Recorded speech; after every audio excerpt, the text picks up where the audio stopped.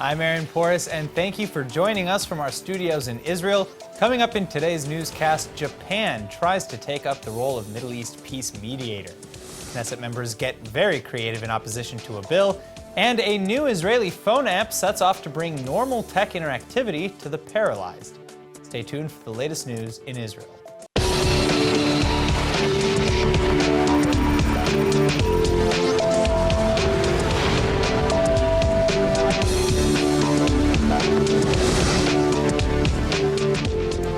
Japan's foreign minister has just met with Prime Minister Netanyahu here in Israel, and apparently he's just made an intriguing offer by inviting both Netanyahu and Palestinian President Mahmoud Abbas to Tokyo for peace talks.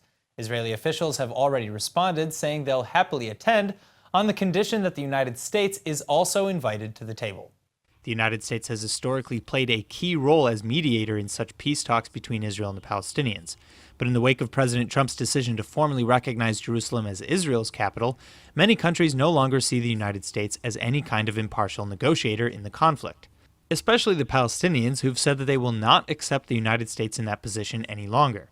Many believe Japan and China may fill the void left by the United States in brokering Middle East peace, but with Israel insisting on U.S. involvement, it's unclear whether or not these talks will actually move forward.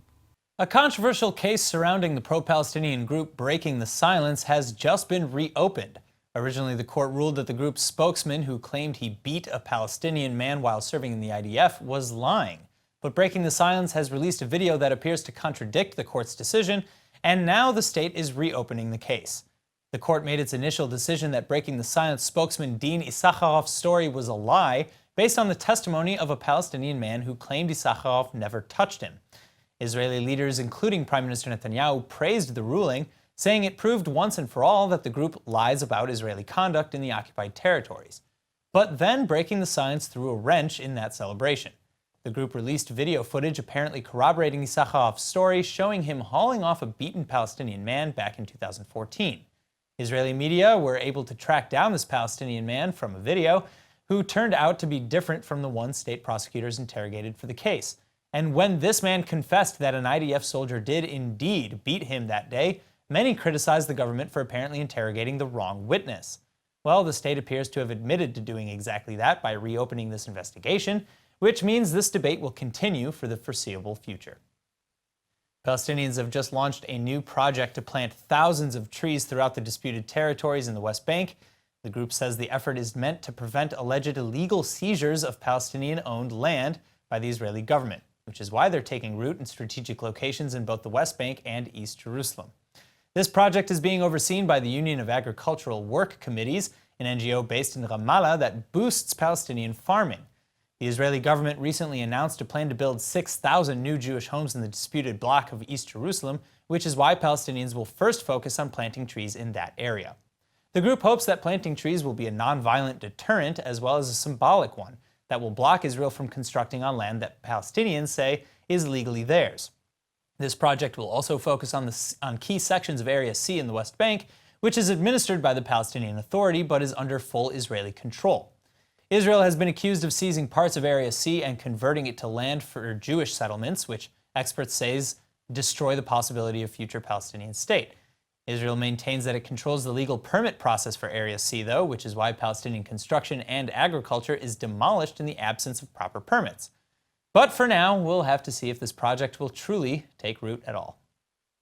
French children's magazine Youpi is now pulling its January issue from the stands in France and Belgium after catching a text saying that Israel isn't a, quote, real country.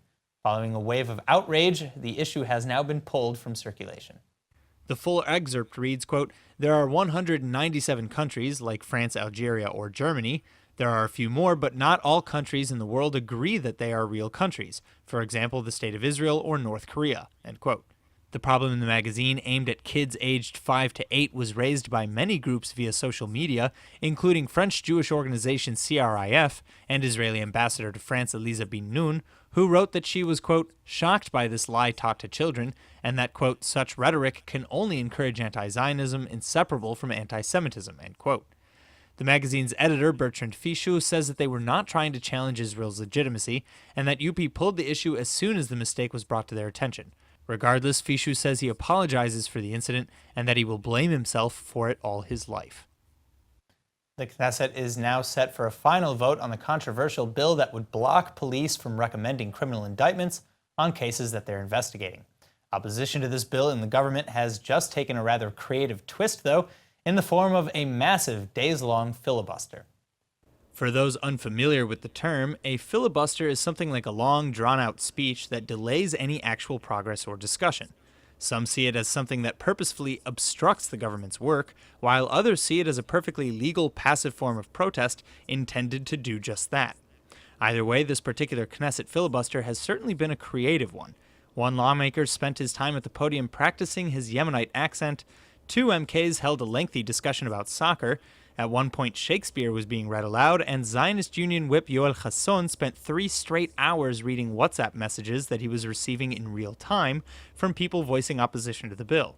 The filibuster has brought all government work to a complete standstill, igniting criticism that members of the Knesset were willing to sacrifice progress for the sake of one bill. But those behind the filibuster say this bill is custom designed to protect Prime Minister Netanyahu from impending criminal charges. And thus, a filibuster, no matter how strange, may be their last legal line of defense to derail this controversial legislation.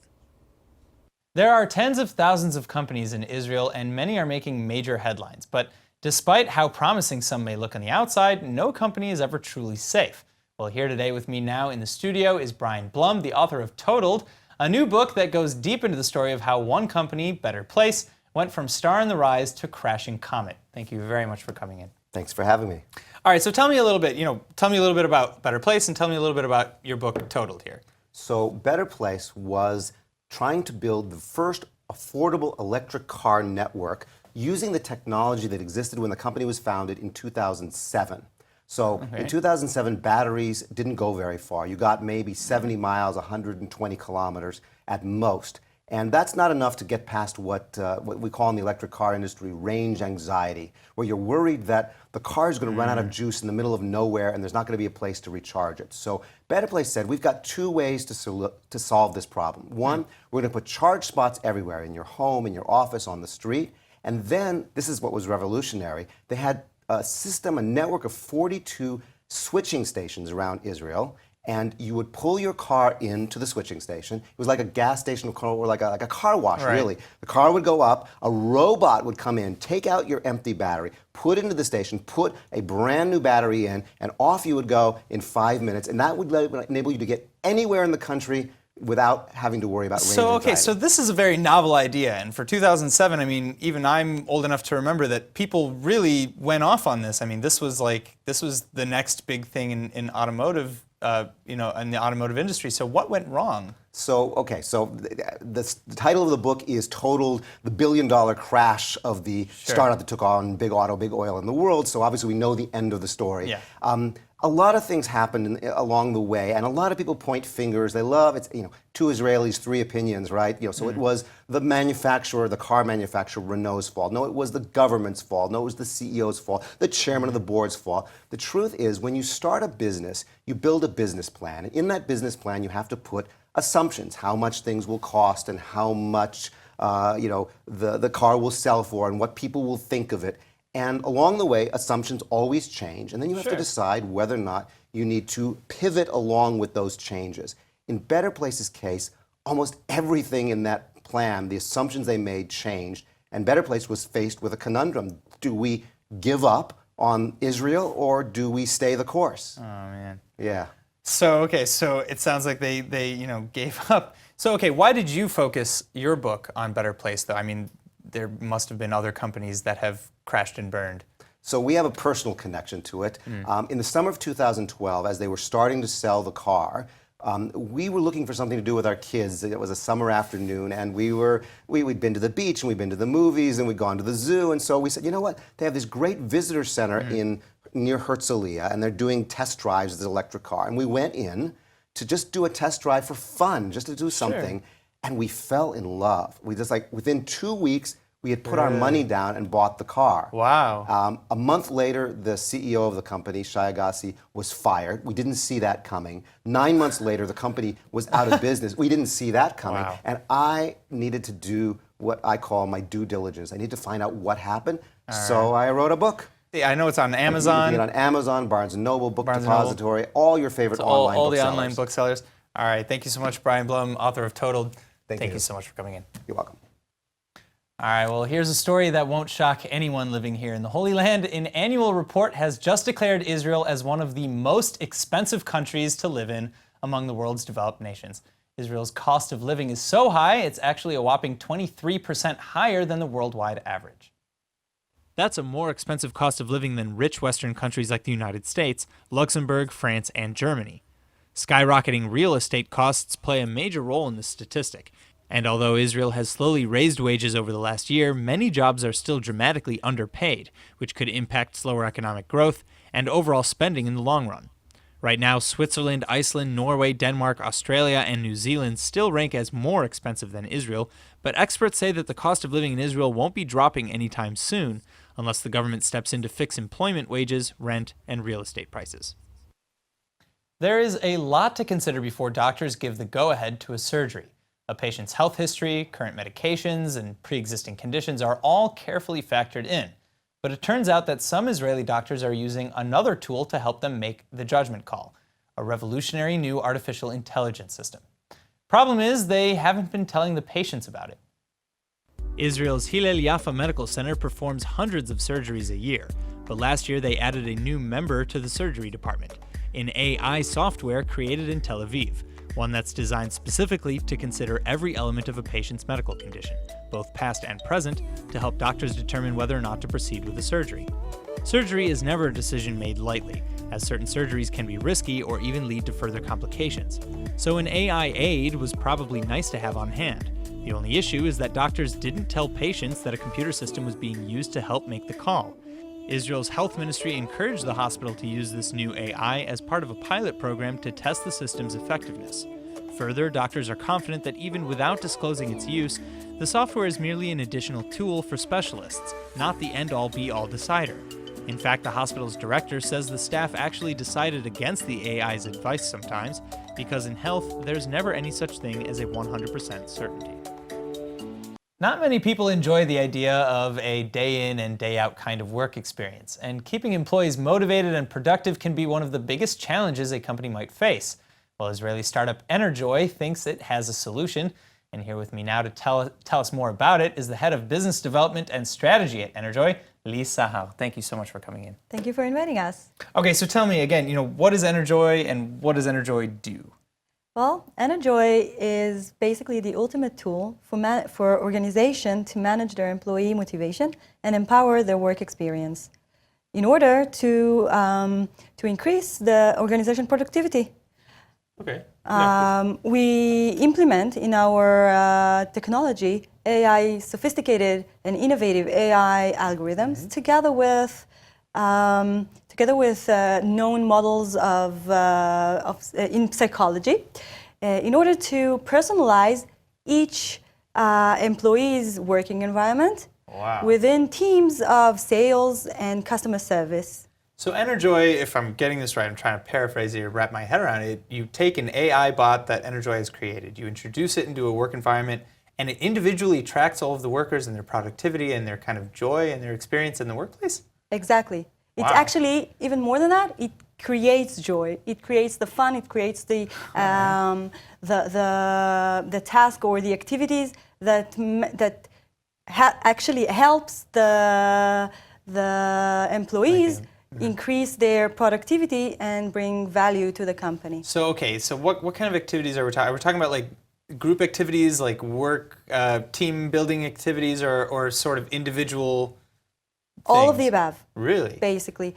It starts with, it can actually identify what motivates each person within the team and initiates tasks, especially for him. Sometimes it initiates the task for a group of people, but all of those tasks are related to the workflow of that particular team.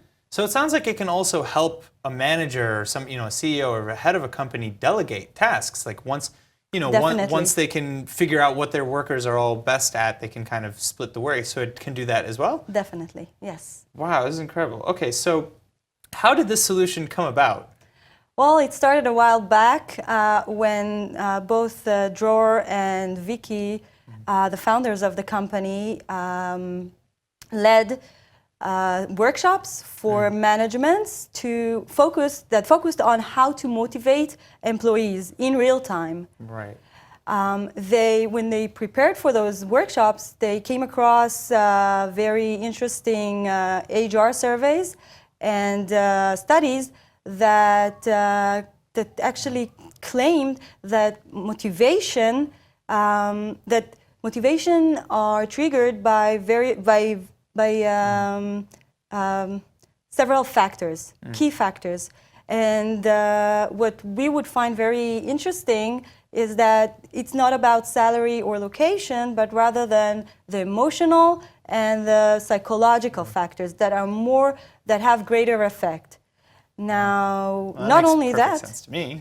yeah, not only that is that what motivates one person within a team doesn't necessarily motivate the other, course. and that's why we need to personalize each task or the motivation aspects. All right. Well, unfortunately, we've run out of time, but I'd love to make sure that people know how to get in touch with Enerjoy if they want to. It's www.enerjoy.co. All right. Well, thank you so much, Lisa. Thank you very much for being Thank here. you.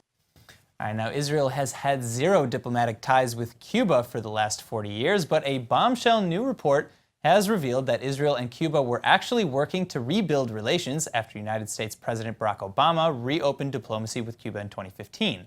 In fact, a top Israeli official actually held secret talks in Cuba last year after getting the green light from Netanyahu. According to the report, diplomacy between Israel and Cuba was moving forward full steam ahead.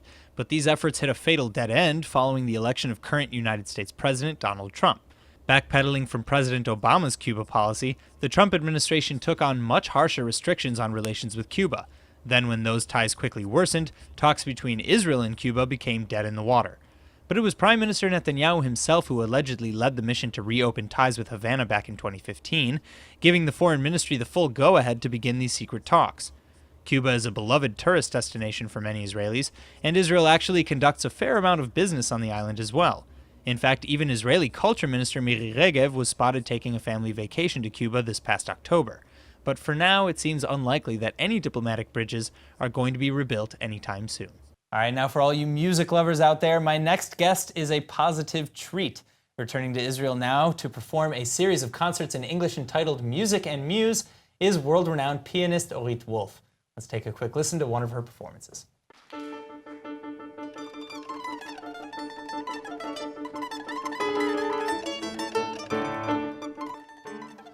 All right, the composer, musician, and lecturer at London's Royal Academy now joins us in the studio to tell us more.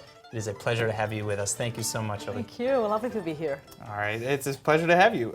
So tell me about this new series, Music and Muse. Tell me. Right. This is a new series in Israel, in Kfar Shmaryahu, in the Weil Auditorium, that have been initiating with Dame Shirley Porter. With her help, we formed a concert lecture series that is also for English speakers. Because, you know, I do about 8 concert lecture series in Israel for Hebrew speakers. And so many English speakers came over to the Tel Aviv Museum of Art and said, we would love to hear you speak in English as well, because we can't understand the context. So I'm so happy that we have a new mission and a vision for those who want to connect to classical music in a more fluent ways. Well, yeah, I mean, let me just back up all those people who came to you and just say, you know, it's spectacular that there is something geared toward the English audience here in Israel, because it's few and far between in your genre. So, you know, why Music and Muse? Where did that name come from? Right, Music and Muse, it's about music and inspiration, basically. And I think that all of the performances that we are going to do in this series is about sharing and experiencing and really bringing the best guest lecturers, the best guest artists from all over the world. You see one of them here, Shmuel Elbaz, with the mandolin we just saw. And really conversing with them and speaking about the inspiration behind the notes, the inspiration about how we conduct rehearsals together. Wow. So, okay, so you take the viewers and the audience kind of through the whole process, not just the performance itself. Exactly. We speak about really the context of the music and the creative process of bringing this music about. And it's not about Wikipedia hour, and it's not about giving a lecture. I'm not giving any lectures. I'm conversing with the audience and with the artists that are playing with me. All right, so how are the crowds in your first couple concerts? Because I know Music and Muse, you have 5 concerts and 2 you've already done, correct? That's true. That's true. Okay, so how was the crowd? In this beautiful series, I love seeing a mixture of crowd. We have people from Herzliya, from Ranana, we have grown-ups, we have children as well, we have soldiers. For me, my mission is to see a variety of people who want to join this community of music lovers and to just approach it in a different way. So I think we have here a big vision to bring classical music in a more unconditional way. So so with Music and Muse, is there more or less lecturing or music? How is this different than other concerts and performances that you've had in your past? Great question. We have a performance of 1 hour and 15 minutes long, about 75-80 minutes. And from that time, we play about 55 minutes. Wow. So it's basically 70% pure playing and about 30% of the conversation. All right. Well, it's just amazing. Okay, so I have to make sure everybody knows you can get more information and tickets at oritwolf.com. That'll help you find the link. Again, it's called Music and Muse. There are 3 more concerts starting in January. And it's so exciting. Thank you so much for coming back here. Thank you. It's lovely to be here. All right. Looking Thank forward. you so much. All right, now if you have an iPhone, you know very well how annoying that software update message is that pops up on your phone all the time. I was always warned never to accept it because many people claim their iPhones actually end up working a lot worse after they finally go forward with the dreaded update. Well, it turns out that's actually a real concern. In fact, a group of Israelis have just filed a class action lawsuit suing Apple for not telling people that those updates do indeed slow down their iPhones. Apple actually broke the news last week that its software updates, which they say only upgrade the operating system, slows down the iPhone to make old batteries last longer. According to this lawsuit, however, Apple failed to tell people that before they clicked accept to the upgrade. The resulting update apparently made their iPhones so much slower that they eventually had to buy totally new iPhones. Lawyers say this is exactly the twisted logic behind Apple's strategy and why the company had a, quote, clear interest in hiding the information from users, end quote. Because in the end, their bottom line is to sell more iPhones. Apple maintains that the update fixed problems with power usage and prevented the sudden shutdown bug, but it may be telling that only models prior to the new iPhones 8 and 10 seem to be affected. Well, speaking of phones, an incredible new Israeli app has just brought touchscreen power to those who need it most. People suffering from paralysis often can't use their limbs at all, and many feel isolated in a world where they can't snap a selfie or even pick up the phone by themselves. Well, now all they need is Open Sesame. That's the name of an amazing new Israeli app that lets quadriplegics operate their touchscreens without lifting a finger. Once the app is downloaded on the user's phone or tablet, all they have to do is nod their heads in order to operate the device. That's incredible news for millions of people afflicted with limited mobility all over the world. This incredible breakthrough is the brainchild of Israeli innovator Oded Ben-Dov, who first developed the hands-free technology to use with video games. But when a paralyzed stranger called him to ask if he could adapt the system so that he could use his smartphone, Ben-Dov realized the full potential of his creation. Open Sesame caught the attention of major investors in the United States as well, including the government of Maryland. And now the company is being funded directly with state funds. Maryland is installing the software in tablet devices specifically for low-income people who need it most, similar to how the state distributes Braille telephones for the deaf and blind. So next time you hear someone saying Open Sesame, they might not be talking about magic, but just a good old-fashioned Israeli innovation. And now for our Hebrew word of the day. It's not often that a new app comes around offering new mobility to those who previously had little to none. So today's word is meshutak, meaning paralyzed. Now, aside from injury and the like, there are still a few ways that one can become meshutak. For example, deer get meshutak mipachad, or paralyzed through fear, when they get caught in headlights. Interestingly, meshutak can also mean silenced, though, as in stay meshutak until your lawyer arrives, or something like that. Just remember not to be meshutak when you see your favorite Israeli news program, and spread the word. Now let's go ahead and take a look at the weather forecast. Tonight should be clear and with a significant rise in temperatures. The low will be about 54 or 12 degrees Celsius. Tomorrow you can expect partly cloudy skies and an additional rise in temperatures to a high of roughly 70 or 21 degrees Celsius. All right, that's it for today's news. Today's exchange rate is 3.48 shekels to the American dollar, Remember to sign up for our daily newsletter at iltv.tv. I'm Aaron Porras, and thank you very much for watching.